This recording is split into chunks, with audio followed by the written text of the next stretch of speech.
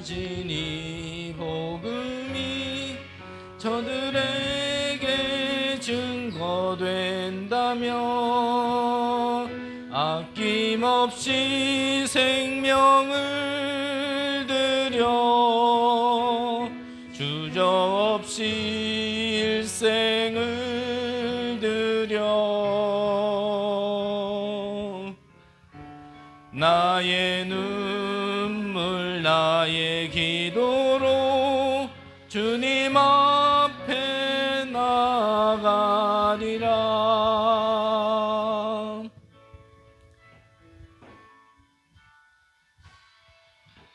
전도해야 할 이유 내게 없다면 허소 때문에 내가 살아야 하나. 전도해야 할 이유 내게 없다면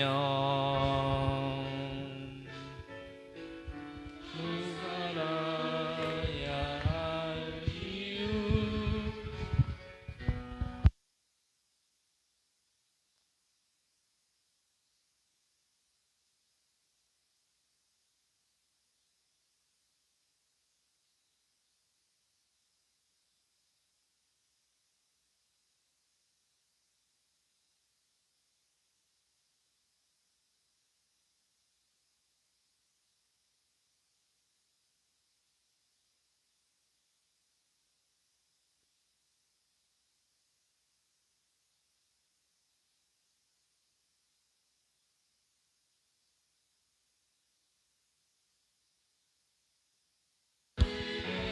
빛난 멸류관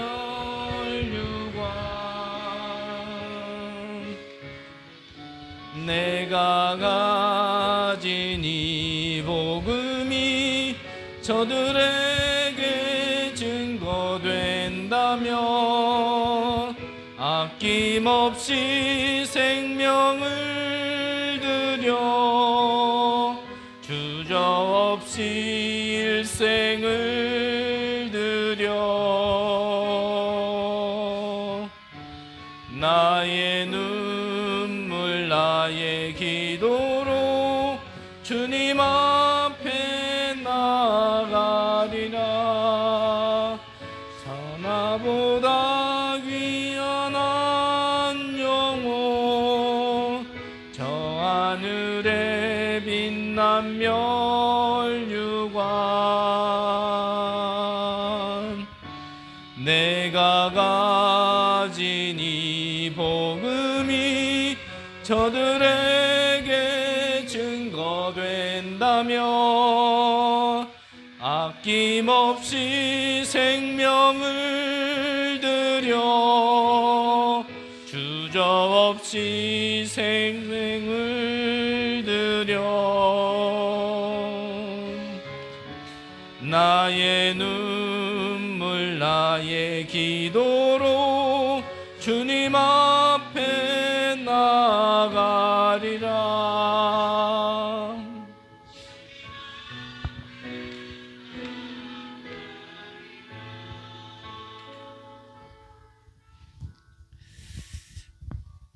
우리끼리 한번 찬양합시다. 네. 생의 의유. 2절에 전도해야 할 이유가 아니고 사명이더라고요.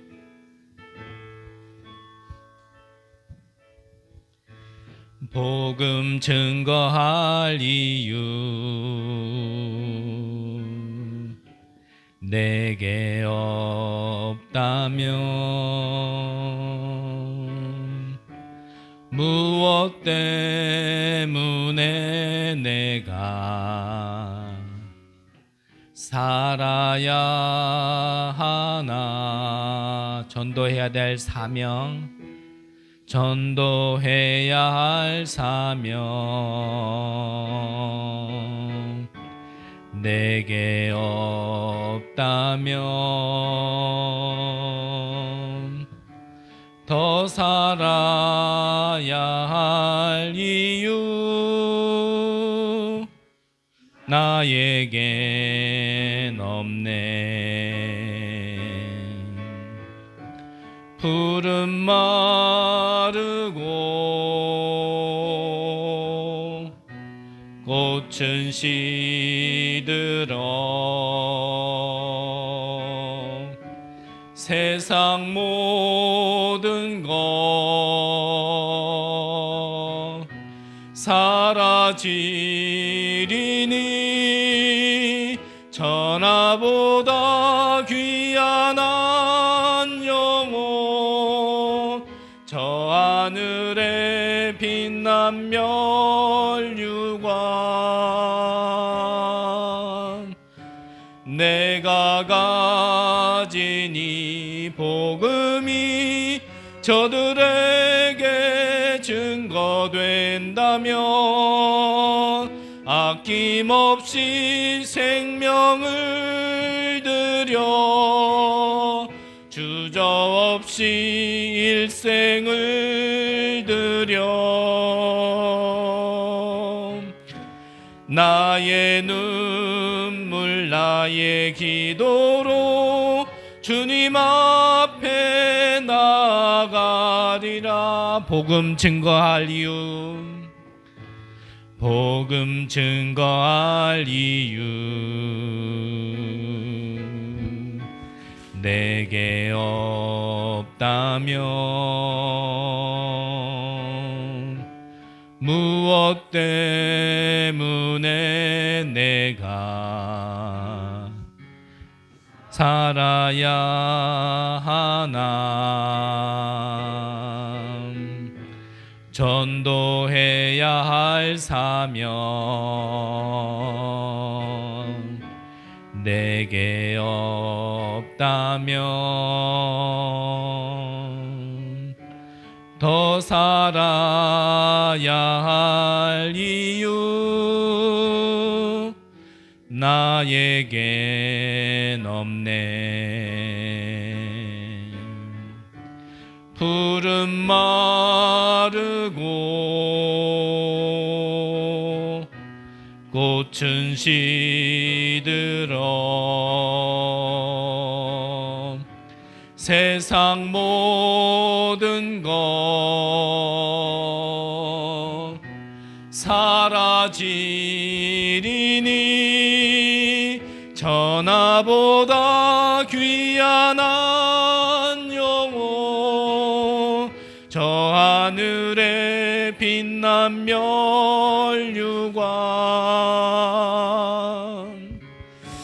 내가 가진 이 복음이 저들에게 증거된다면 아낌없이 생명을 들여 주저없이 일생을 들여 나의 눈물 나의 기도로 주님 앞에 나아가리라.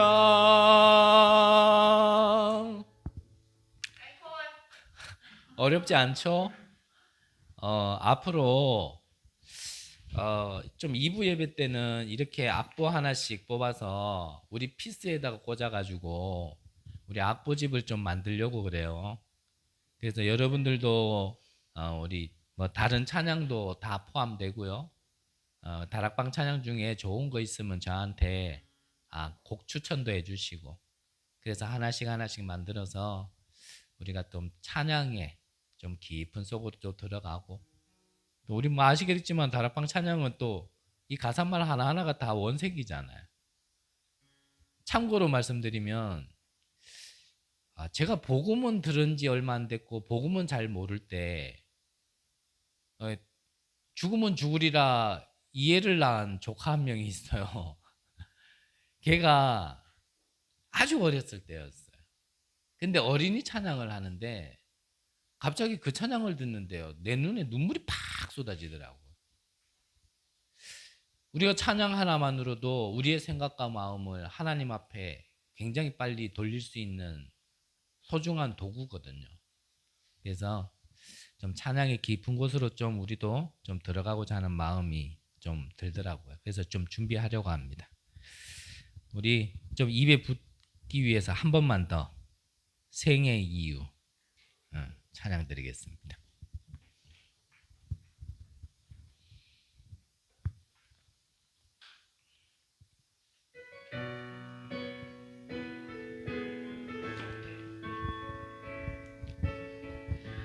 복음 증거할 이유 내게 없다면 무엇 때문에 내가 살아야 하나 전도해야 할 사명 내게 없다면 더 살아야 할 이유 나에게 없네. 푸른 마르고 꽃은 시들어 세상 모든 것 사라지리니 천하보다 귀한 한 영혼 저 하늘에 빛난 멸류관 내가 가진 이 복음이 저들에게 증거된다면 아낌없이 생명을 들여 주저없이 일생을 들여 나의 눈물 나의 기도로 주님 앞에 나아가리라. 복음 증거할 이유 복음 증거할 이유 내게 없다면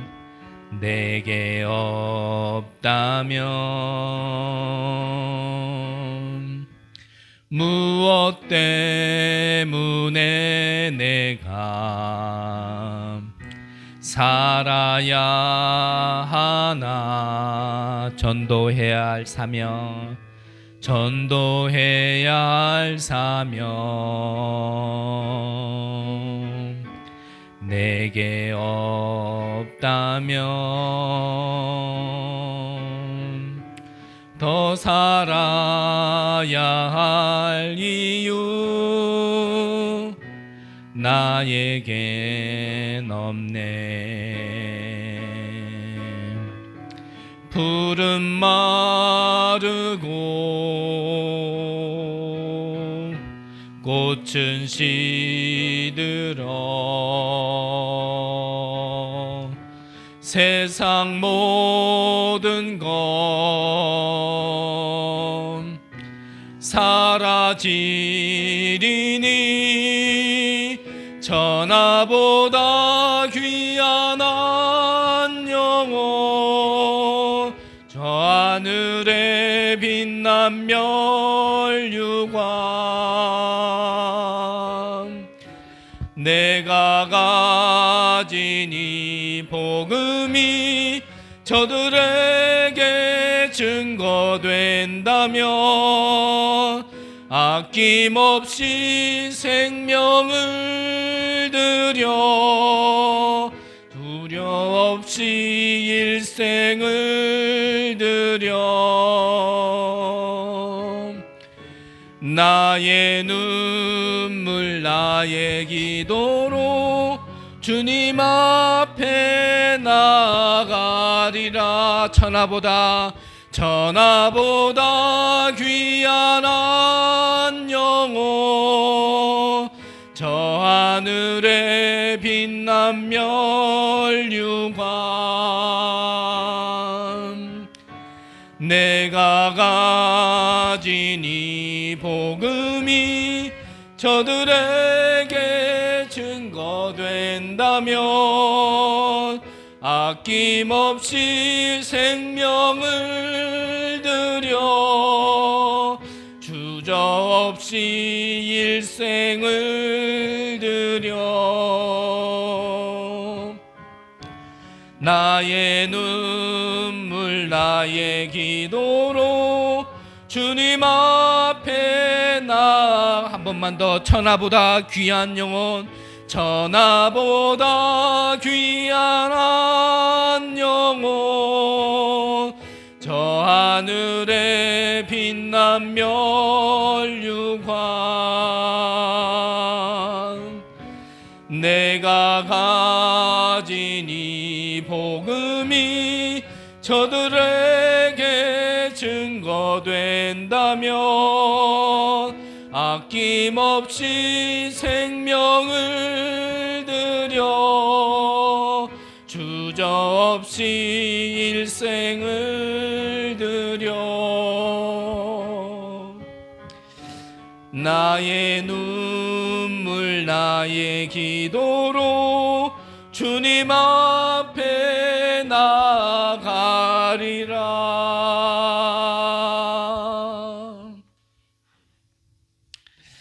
찬송가 501장입니다.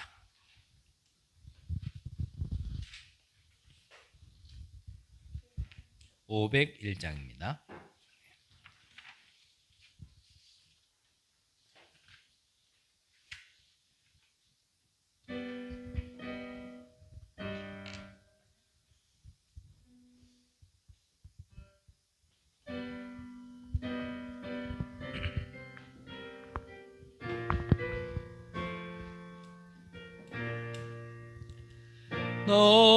너시오나 이 소식 전파라. 영광의 주 참 빛이 되신다. 만 백성을 이 밝은 빛에 모아 영원한 구원 주려 하신다.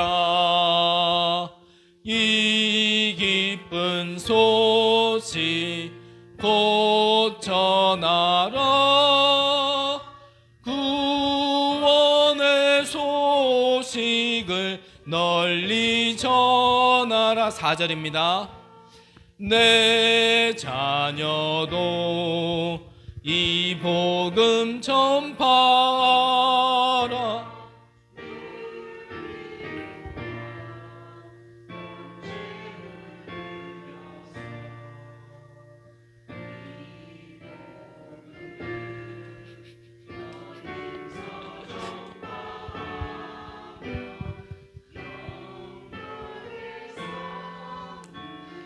내가 받으리 이 기쁜 소식 곧 전하라.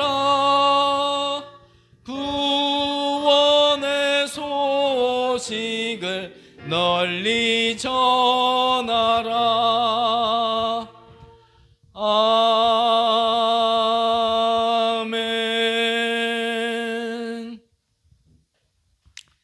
하나님 말씀 보도록 하겠습니다. 요한복음 1장입니다.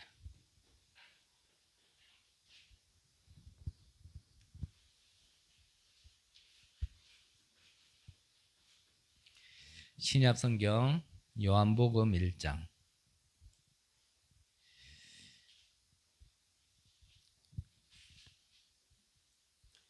1절에서 14절까지 우리 한 절씩 교독하도록 하겠습니다. 태초에 말씀이 계시니라. 이 말씀이 하나님과 함께 계셨으니 이 말씀은 곧 하나님이시니라. 만물이 그로 말미암아 지은 바 되었으니 지은 것이 하나도 그가 없이는 된 것이 없느니라. 빛이 어둠에 비치되 어둠이 깨닫지 못하더라.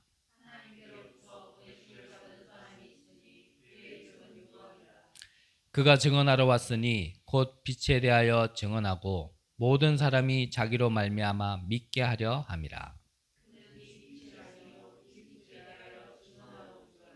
참빛 곧 세상에 와서 각 사람에게 비추는 빛이 있었나니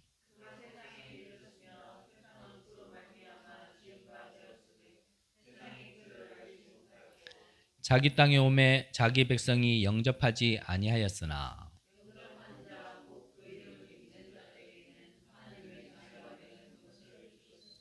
이는 혈통으로나 육정으로나 사람의 뜻으로 나지 아니하고 오직 하나님께로부터 난 자들이니라.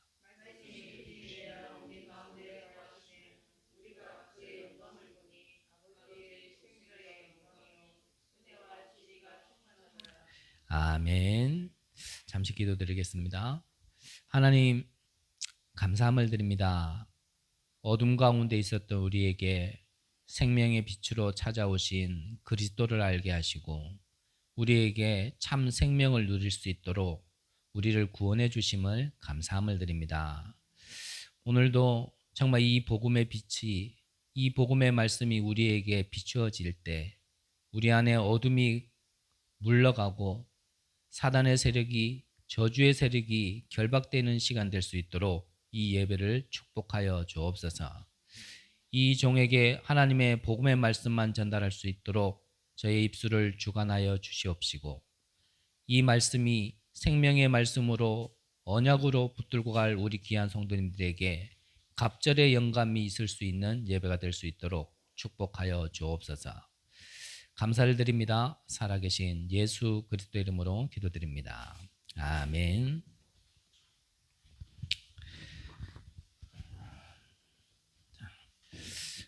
우리가 이제 마태복음을 다 보고요. 이제 마태복음 그리고 누가복음, 마가복음은 공간 복음서라 그럽니다. 왜 공간 복음서라 하냐면 이 세 제자가 이제 이 세 복음서를 남겼는데 예수님 곁에 따라다니면서 예수님이 하셨던 걸 이제 같이 봤어요. 같이 보다 보니까 아무래도 중복된 얘기가 많겠죠. 그래서 공관이라는 말을 쓰는 거예요. 똑같은 걸 봤다라는 거예요. 똑같은 걸.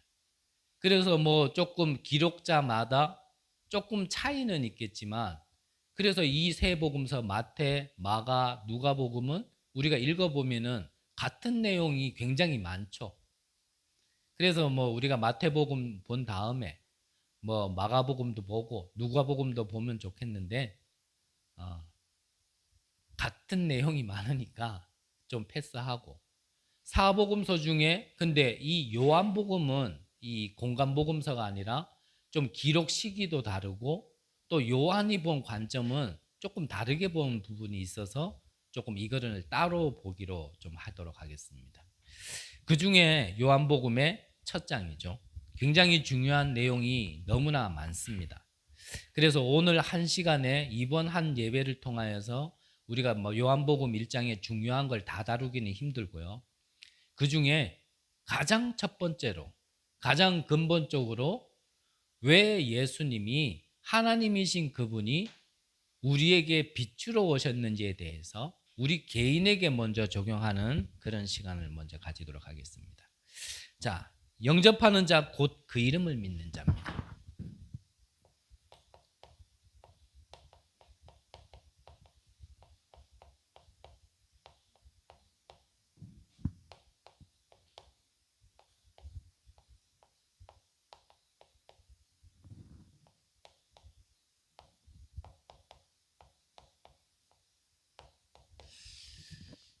여기에서 요 곧이라는 거는 앞에 말과 뒤에 말이 똑같다라는 거죠.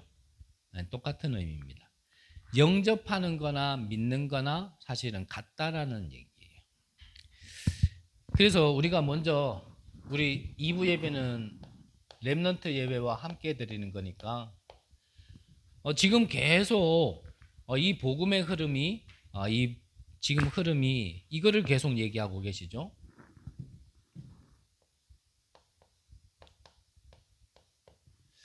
내 영혼에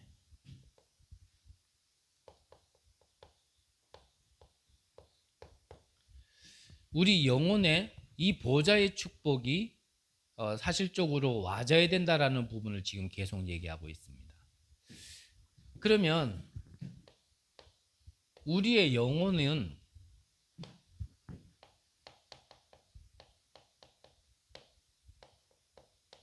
이 생각과 마음에도 분명히 상관이 깊게 있거든요. 그래서 우리의 생각과 마음에 내가 무엇을 담아놓고 있느냐가요, 우리 영혼에 그대로 영향을 주게 되어 있습니다.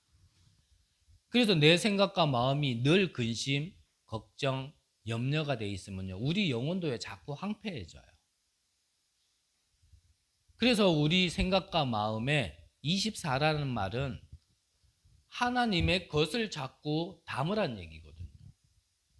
그래서 빌립보서 4장 60절에 보면 너희는 아무것도 근심하지 말고 오직 기도와 간구로 감사함으로 하나님께 아뢰라. 그리하면 모든 지각에 뛰어난 평강의 하나님이 너희의 생각과 마음을 지키시리라 그랬거든요. 우리 생각과 마음이 편한 것만이 응답은 아니겠죠. 근데 평강의 하나님이 우리 생각과 마음을 지키신다라는 거는 우리 생각과 마음이 하나님께 붙들림 받으면요, 뭐 그렇게 조급하거나 불안해하거나 근심되거나 이런 게 사실 없는 게 맞다라는 얘기거든요. 그래서 우리 생각과 마음에 하나님 것이 와야 돼요. 예수님이 얘기하셨잖아요.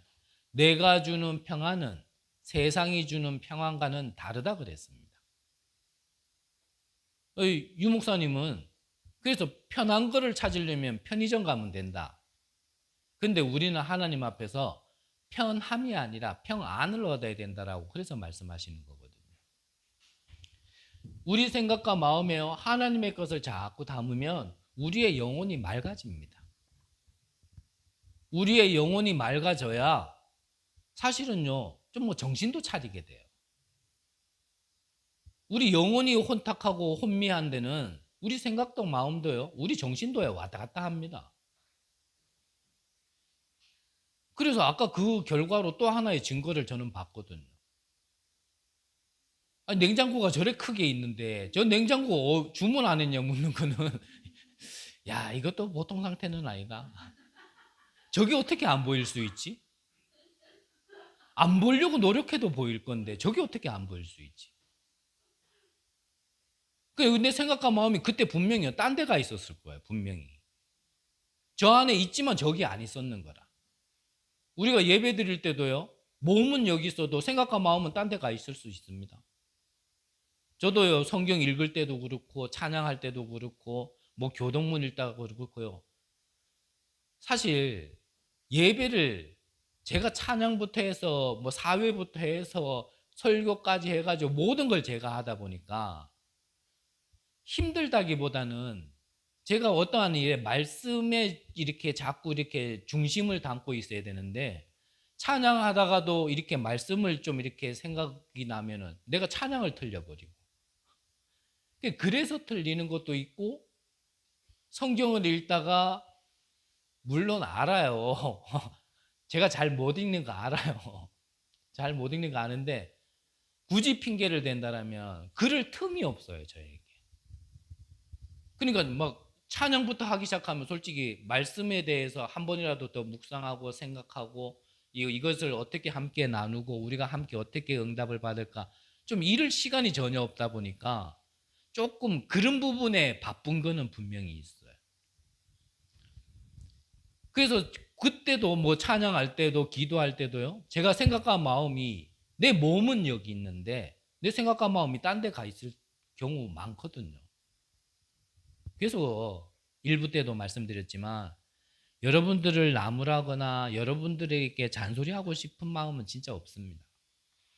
근데 예배는 진짜 예배답게 우리가 드리고 또 하나님이 예배를 통해서 주시는 응답을 우리가 은혜를 받아야 안 되겠습니까? 그래서 한 번의 행동을 가지고 저는 말씀드리는 거 아니라 그랬잖아요. 저도 오래 기다리지 못하는 영적 문제가 있는 사람인데 한 번을 보고 말씀드리는 게 아니라 여태까지 계속 이렇게 해오던 어떤 우리들만의 어떤 패턴이 있단 말이에요. 패턴. 그게 어떻게 보면 흐름이거든요. 흐름. 그런 흐름을 보는 가운데 우리가 이 시간표에 좀 이런 건 갱신해야 되지 않겠나 싶어서 말씀드리는 거지, 제가 뭐 한 번 그런 것 가지고 그렇게 말씀드리는 건 아니란 말이에요. 어쨌든 얘기가 좀 딴 데로 샜지만 우리 생각과 마음에 담아놓은 거는 반드시 영혼과 직결되게 되어 있습니다. 그래서 안 믿어지더라도 잘 안 되더라도 다른 방법이 없다고 생각이 든다면, 다른 길이 없다라고 생각 들고 다른 답이 없다라면 우리 생각과 마음에 계속 하나님의 것을 담아놔야 돼. 계속. 그러면요, 그게 시간이 좀 지나잖아요. 그러면 그게 뿌리를 내요. 뿌리를. 그게 좀 했는데 잘 안 되고 좀 했는데 잘 안 되고, 그거는 다른 문제가 아니라 그거는 뿌리가 깊게 안 내려져서 그래요. 뿌리가. 그러면 우리 영혼이 이 보좌와 이 생각이라는 것 안에서요, 징검다리 역할을 한단 말이죠. 그래서 요한 3서 1장 2절에 보면 사랑하는 자여 내 영혼이 잘된 같이 범사가 잘되리라. 그 말이 뭐냐면 이 보좌의 축복을 나의 실제 현장과 삶에다가 직접 연결시킬 수 있는 중간 다리가 영혼이라니까요. 그래서 이거를 두고 우리 렘넌트들도 렘넌트들이고요, 우리 어른들도 이걸 가지고 계속 기도하다 보면 이게 반드시 뿌리 내려지게 돼 있습니다. 뿌리가. 그래서 뿌리가 내려지면요, 그때부터는 흔들리지 않아요. 그전에는 흔들릴 수 있어요. 근데 이게 뿌리가 내려진 만큼 절대 흔들리지 않아요. 그러면 이 기도 속에서 뭐가 나와지냐면 그때 하나님이 주신 힘이 나와지는 거예요. 힘이. 그리고 하나님이 주신, 나 또 기억이 안 나요. 내가 이래 무식해.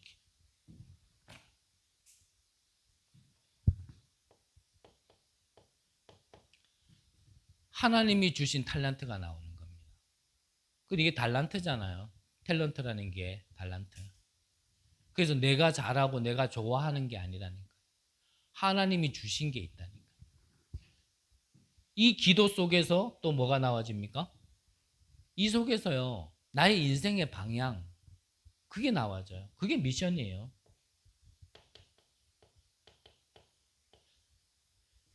이 미션 번역하면 이게 사명이잖아요. 그래서 사명이라는 게 내가 뭘 해야 된다라는 개념보다는 하나님이 나를 부르신 그 계획에, 그 길 속에 있는 거거든요. 그래서 사도행전 20장 24절에는 바울의 고백이 이 고백이에요.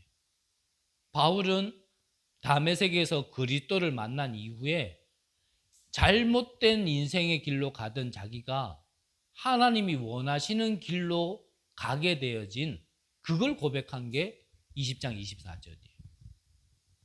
나의 달려갈 길과 주 예수께 받은 사명, 곧 하나님의 은혜의 이 복음을 전하는 일을 마치려 하면은 나의 생명도 조금 더 귀한 것으로 여기지 아니하노라. 그러니까 자기 생명보다 더 가치 있는 것을 발견한 거예요. 더 정확하게 얘기하면 내 생을 들여서라도 내가 해야 될, 내가 가야 될 그거를요, 가치관을 발견한 거예요. 어떠한 일을 했다기보다는. 그래서 일부에도 얘기했지만 그 속에 있을 때 하나님이 역사하신다니까요. 그 속에 있으면 하나님이, 우리가요 성령 충만 안 달라 그래도요 하나님이 성령 충만 준다니까요. 뭐 천사야 와라 가라 안 해도요. 하나님께서 천군 천사를요. 동원시키신다니까요. 못에 앞서, 못에 뒤서. 이것 때문에 죽음의 위기가 당했다. 죽을 수도 있겠지만 죽어도 괜찮지만요. 하나님은요. 죽이지 않았다니까요. 그 길 가는 속에 성막을 지어야 된다라면요. 가진 것 없는 이스라엘 백성들이 차고도 넘치는 하나님께서 인간의 생각으로는 계산으로 되지 않는 이 어마어마한 응답들이 막 밀려오기 시작하는 겁니다. 그래서 조금만 기도하시라는 거예요. 진짜. 하루에 한 번이면 돼요. 저는 복음의 능력을 어떻게 설명하냐.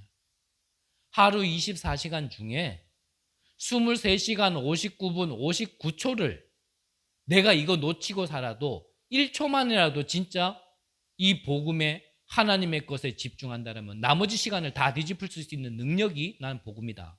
나는 이렇게 믿거든요. 근데 대부분요. 24시간 중에 그 1초를 하나님께 집중 못하는 거예요.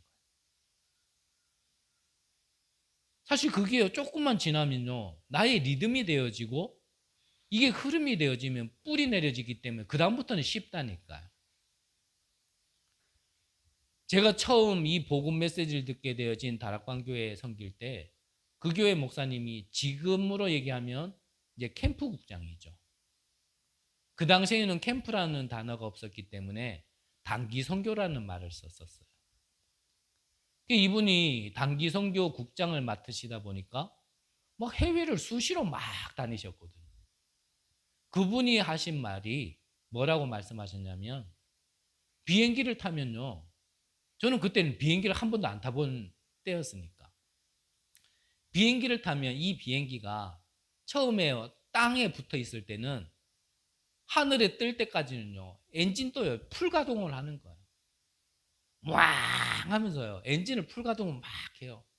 그래서 그 활주로에서 힘을 받아가지고 이게 공중에 딱 뜨면 그 다음부터는요. 엔진을 풀가동시키지 않아요.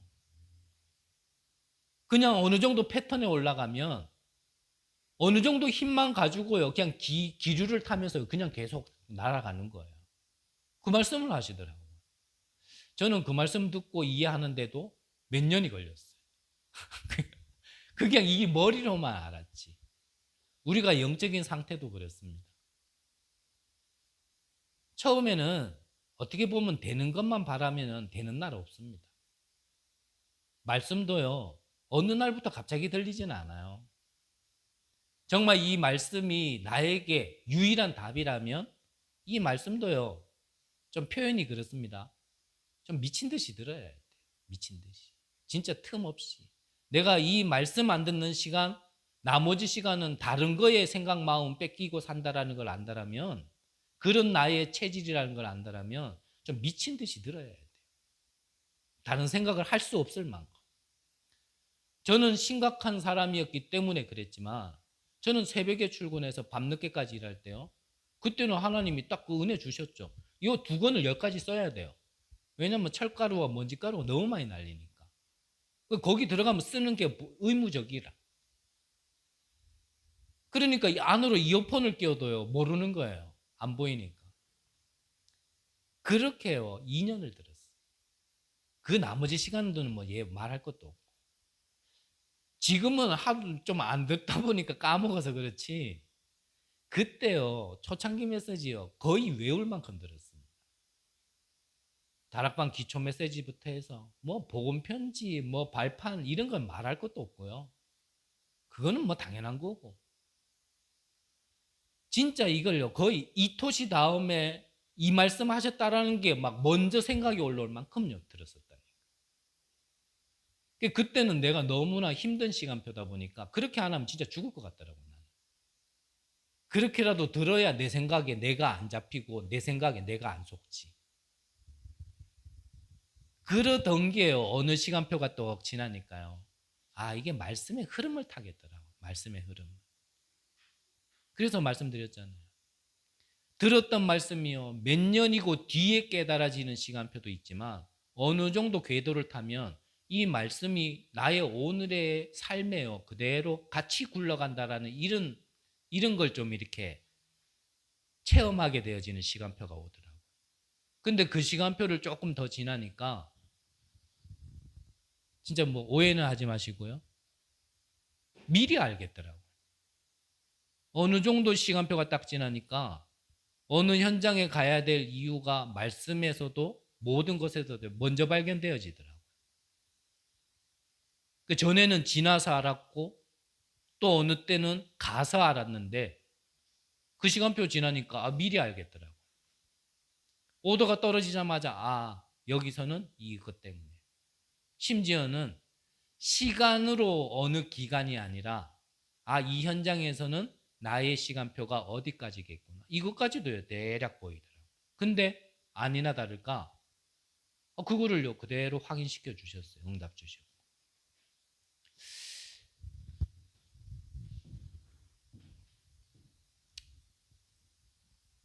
여러분들과 참 나누고 싶은 게 많아서 제가 참 늘 짧게 하고 싶은데 짧게 잘 안 돼요. 용서를 해주시고.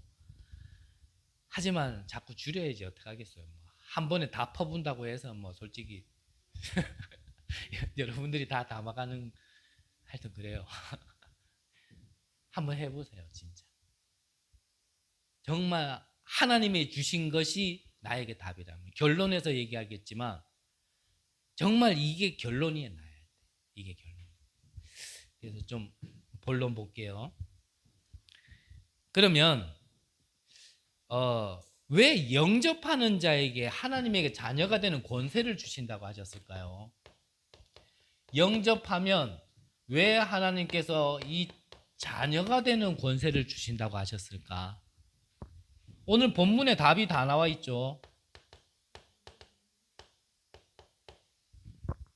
뭐라고 나와 있습니까? 어둠 가운데 있기 때문에 그래요.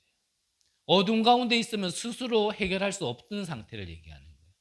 창세기 1장 2절로 얘기하면 혼돈, 공허, 흑암 상태란 말이죠. 거기서는 못 빠져나옵니다. 그래서 하나님이 1장 3절에 빛이 있으라라고요 답으로 완전하게 주신 거예요. 흑암 가운데는요 빛이 임해야 돼요. 예수님이 그리스도로 오셨다라는 것은 생명의 빛으로 오신 거예요. 어둠 가운데 빛으로 오셨어요. 그래서 이 빛이 우리 안에 영접하게 되어지면 내 힘과 내 능력과 나의 어떠한 노력으로 자녀가 되어지는 것이 아니라 이 빛이 내 안에 오면 뭐가 된다고요? 영접하면 하나님의 자녀가 되어져 버리는 거예요. 그때 빛이 내 안에 있기 때문에 어둠이 물러가는 거죠. 어둠아 물러가라가 아니라 어둠이 물러갈 수밖에 없는 거예요. 지금도 여기 스위치 꺼가지고 이 불이 없으면요 여기 어두워집니다. 근데 그 어둠이 아무리 짙다 하더라도 스위치 다시 켜가지고 불이 들어오면 빛이 생기면요 어둠이 언제 있었냐는 듯이 물러가는 거예요. 하나님의 자녀가 됐다라는 것은 빛의 자녀가 된 거거든요. 우리는 어둠의 자식들이 아닙니다. 그거는 지나간 과거지. 우리가 영접하지 않았을 때 얘기지. 우리는요 영접을 했다라면 빛의 자녀가 된 거예요. 빛의 자녀. 그 빛의 자녀가 얻은 것이 하나님이 주신 것이 생명 아닙니까? 생명. 이게 바로 예수 생명이란 말이에요. 예수 생명. 이 예수 생명은 원래 인간을 회복하는 겁니다. 창세기 1장 27절에 하나님의 형상을 회복하는 거예요. 원래 인간은 문제 많고 염려 많고 걱정 많고 내 인생을 내가 고민해야 되고 내 인생을 내가 계획해야 되는 그런 인생이 아니란 말이죠.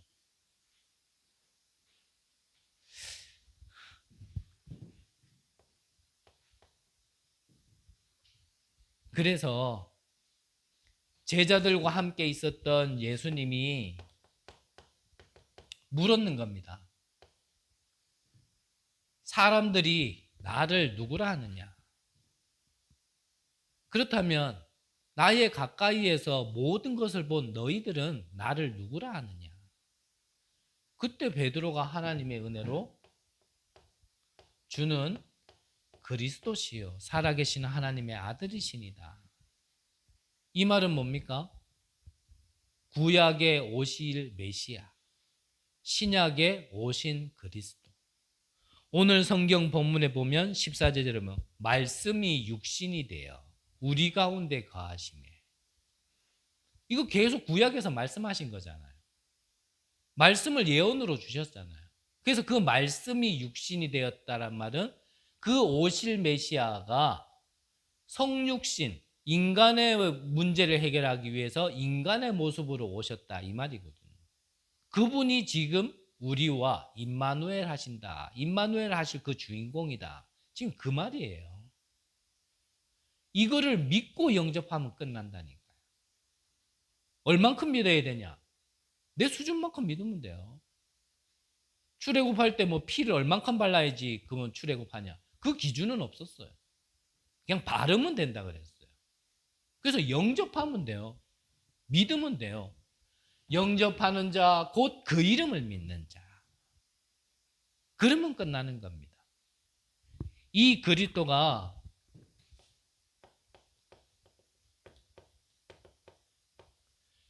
십자가에서 피 흘려 죽으시면서 다 이루었다라고 말씀하셨잖아요. 이거를 여러분들의 안에 담으시라는 거예요. 믿어서 담으려고 하지 마시고 앞서 말씀드린 것처럼 이게 유일한 답이라고 여러분들이 안다라면 그 아는 걸 이제는 담는 거예요. 우리가 신앙생활을 하다 보면요. 처음부터 믿음이라 얘기하지만 사실 믿음으로 출발하지 않아요. 사실 아는 거지. 예수가 그리스도라는 것도 알고 보좌의 비밀이 무엇인지도 알고 우리가 말씀을 들으면서 그걸 계속 아는 거예요. 근데 이 아는 게 언제부터 내 안에 역사가 일어나냐? 내 안에 복음화가 될 때, 사실화가 될 때. 그 말은 아는 게 아니라 내 속에 있는 거예요. 남의 것이 아니라 내 것이 된 거예요.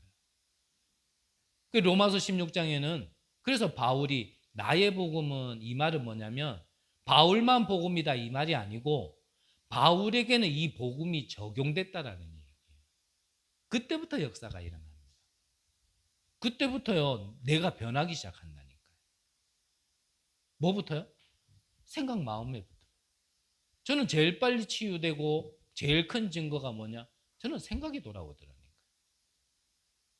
작은 어떠한 일만 있어도 아이고 내가 부족해서 이거는 내 탓이야. 누누이 여러 번 말씀드렸잖아요. 저는 그런 피해의식, 비교의식, 열등감이 너무 심한 사람이어서 내 주변에 어떠한 일만 생기면 내 탓이라고 생각이 들더라고요. 그 생각 속에 내가 죽고 없으면 이 산소를 다른 사람이 마셔서 이 사회를 좋은 사회로 만들 건데 그들이 마셔야 될 산소를 내가 마셔서 나는 죽이는 이산화탄소만 내뱉는구나. 이런 생각이 들 만큼요. 얼마 전에 얘기했잖아요. 한 아이 엄마가 애를 데리고 밖에 갔는데 이 애가요. 좀 이렇게 까불락거렸겠죠. 뭐 아니면은 뭐 실수로 돌뿌리에 뭐 걸려서 넘어졌을 수도 있고. 어쨌든 이 아이가 넘어졌는데 이 어쪽을 얼굴을 다 갈아버린 거예요. 근데 이 엄마가 하는 말이 뭐냐? 내가 괜히 얘를 데리고 나와가지고. 그런 표현은 안 했겠지만 나 같은 생각이라면 내가 괜히 얘를 낳아가지고. 애가 넘어져가지고 지가 지 얼굴 갈았는 걸 왜 엄마가 그래 생각하냔 말이죠. 뭐 일부러 엄마가 뭐 다리를 걷어 붙였습니까? 뭐 했습니까? 그게요. 지난날 배경 속에 나는 늘 피해자, 가해자. 이 틀린 생각이요. 그 옛날에 트라우마에 꽉 잡혀 있어서 그래요.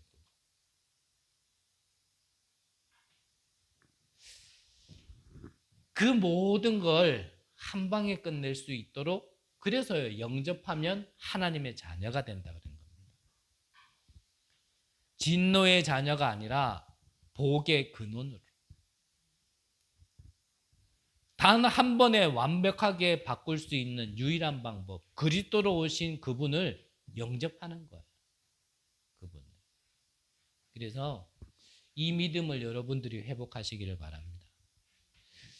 그러면 이 영접한 의미가 뭡니까? 이 영접했다라는 의미는 뭐냐면 앞서 말씀드린 것처럼 내 신분이 바뀐 거예요. 마귀의 자녀가 아니라 하나님의 자녀로. 무엇을 해도 유익이 되지 않았는 그 해적선에 있는 게 아니라 생명선에 올라탄 거예요. 생명선.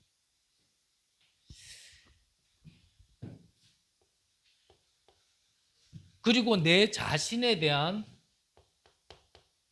이 가치가 달라진 겁니다. 가치가. 그래서 그릇도요. 그 그릇에 뭐가 담겼느냐에 따라서 그 그릇의 가치가 달라지죠. 아무리 허술해 보여도요. 보석을 담아 놓으면 그는 보석함이 되는 거예요. 근데 아무리 좋은 그릇이라도 거기다가요. 개밥을 담아 놓으면 그건 개밥그릇 되는 거예요. 우리가 뭔가 달라지는 게 아니라 우리 안에 누가 오셨나요? 누가. 그것 따라 나의 가치가 달라지는 거예요. 그러니까 여러분들은 여러분들의 가치를 나의 기준에 두지 마세요. 나의 가치를 나의 기준에 두니까 나는 죽일 놈인 거라. 나는 쓸모없는 인간이고. 근데 나의 가치는 내가 정하는 게 아니거든요. 나의 가치는 하나님이 주신 것, 거기서 결정돼야 되는 거지. 그러니까 여러분들 자신을 너무요 비하하지 마세요. 그거요 좀 틀린 생각이에요. 많이 틀린 생각이에요. 많이. 너무 우리가 교만할 필요는 없겠지만 사실은 우리 우스운 존재는 아니거든요. 영접을 했을 때 우리에게는요 신분도 있지만 권세가 생깁니다. 권세. 흑암을 결박하고 천사가 동원되어지고 천국의 배경이 나의 배경이 되어지고 내가 가는 곳마다 제자가 일어나고 증인이 되어지고 그래서 이 권세는 내 주머니에 돈 같은 거라 그랬죠. 사용할 때 나와죠. 실제로 사용해 보세요. 한번. 실제로. 이것 가지고 영적 전쟁하는 거예요. 계속. 영적 전쟁. 이거를 알고 기도 밤낮으로 할 수 있는 하는 사람이 이 비밀을 알고 보좌의 비밀을 알고 시공간 초월이라는 영적 사실을 알고 기도하는 사람이 바로 파수꾼이란 말이죠. 그래서 이거를 알고 우리가 함께 기도하자. 소수라도 기도하자. 혼자라도 기도하자라는 그게 일부 말씀 아닙니까?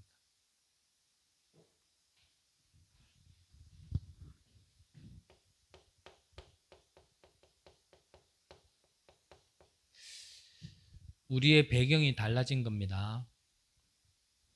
옛 배경이 아니에요. 저주, 재앙, 지옥, 사단 배경이 아닙니다. 우리의 배경은 하늘나라의 배경이에요. 그게 영접한 겁니다.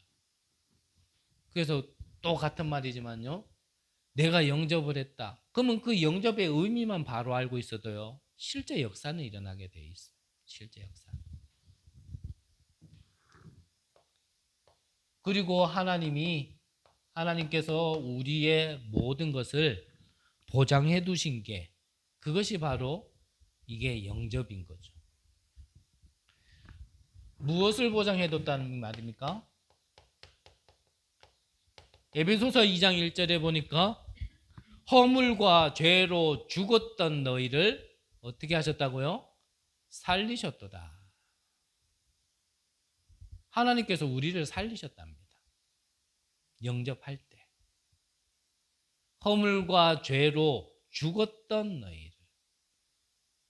완전히 죽었던 우리를 하나님께서요, 살리신 거예요. 이거를 누가 보장하냐? 하나님이 보장한다. 내가 신앙생활 잘해야 천국 가고, 내가 기도 열심히 해야 응답받고, 그 개념이 아니라니까요. 하나님의 자녀는. 자녀를 키워보시는 분들은 더 잘 알겠죠.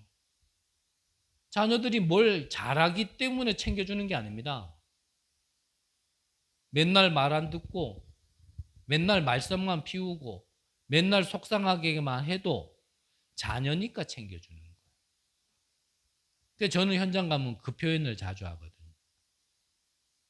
내가 이 집에 와서 한 번 밥 달라 그러면 어쩌다가는 줄 수 있을 거다. 근데 아침에 와서 밥 달라 그러고 점심에 와서 밥 달라 그러고 저녁에 와서 밥 달라 그러고 난 이 집에서 잘 거니까 이불 내달라 하고 이러면은 나를 뭐라고 얘기하겠냐. 네. 완전 미친놈으로 알겠죠. 근데 선생님의 자녀가 이 집에서 아침 먹고 점심 먹고 저녁 먹고 잔다. 그거를 미친놈이라 하겠냐. 차이는 하나다. 자녀냐 아니냐다. 우리가 하나님의 자녀라는 건요. 이건 보통 축복이 아니거든요. 저와 여러분들이 진짜 하나님의 자녀라면요. 그거 진짜 안다라면 뭐 걱정할 거 없습니다. 우리가 시시때때로 놓치니까 걱정하는 거지. 그렇죠. 하나님이 그걸 보장해 주셨다니까. 자녀로 보장해 주신 거예요. 자녀로. 허물과 죄로 죽었던 너희를 살리셨도다. 이걸 보고 과거 문제 해결이라는 겁니다. 죽었던 너희를 살리셨도다. 2장 2절에 보니까요. 공중권세 잡은 자. 누구 얘기하는 겁니까? 사단을 얘기하는 겁니다. 이 사단의 손에서 오늘을 사는 우리가 참된 해방을 얻은 거예요. 그게 복음인 겁니다.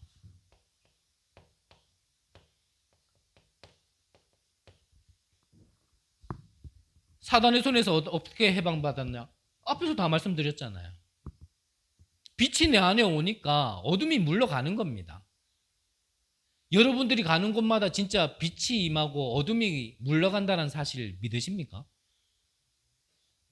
저는 어느 순간부터 이게 사실적으로 믿어질 때부터 저의 모든 닉네임을 파수꾼으로 바꿨다니까요.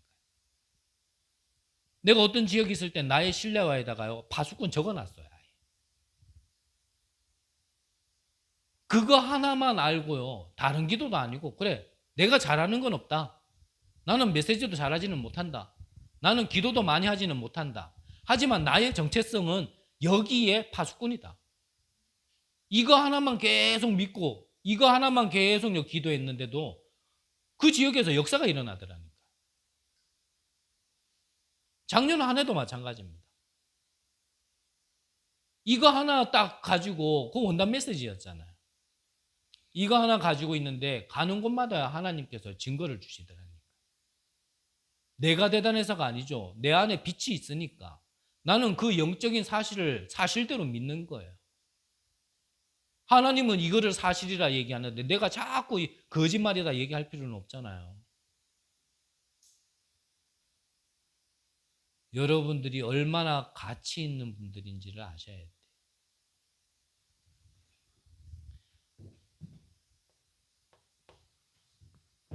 하나님께서요, 우리의 미래까지도 보장해 주셨어요. 미래까지도. 그래서요, 우리가 미래에 가야 될 지옥, 저주 배경 속에서도 완전히 해방시켜 주신 게 그게 바로 복음이란 말이죠.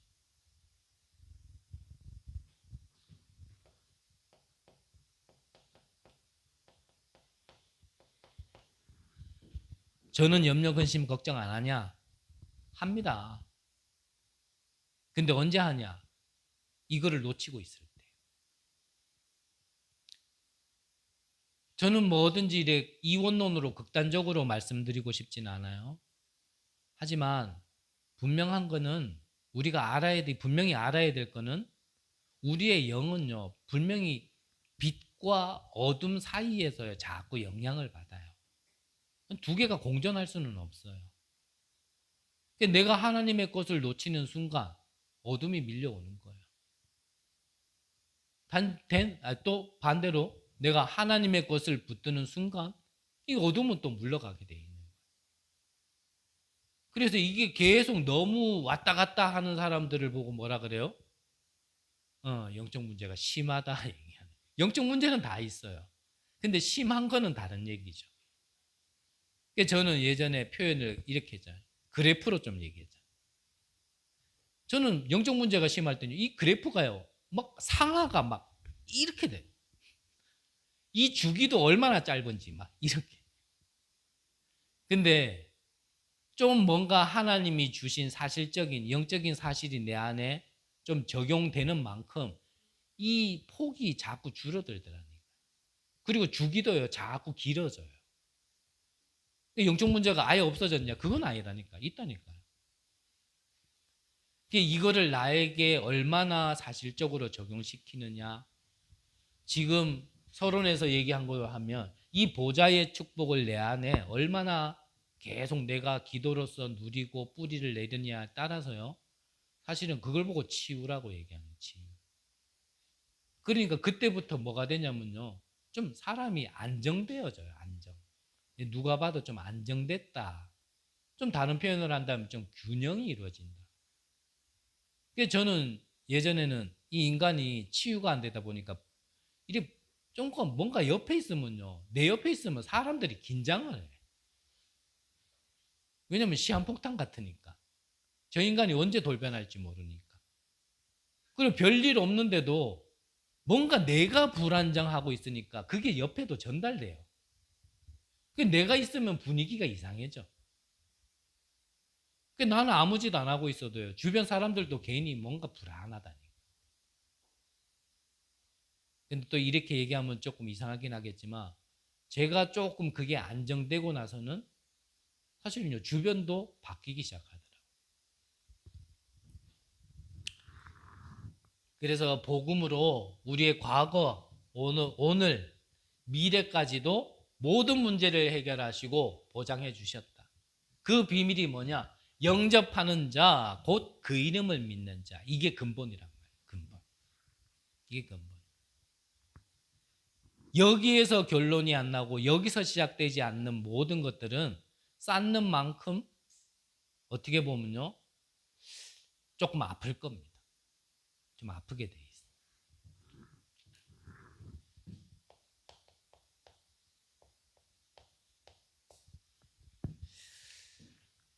그래서 결론적으로 말씀드린다면 이 사실을 얼마나 알고 얼마나 나에게 사실화가 됐느냐에 따라서 이렇게 되겠죠.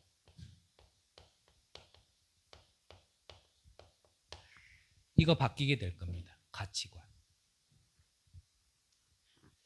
이거를 얼만큼 나에게 적용했냐에 따라서 가치관이 바뀌게 될 겁니다.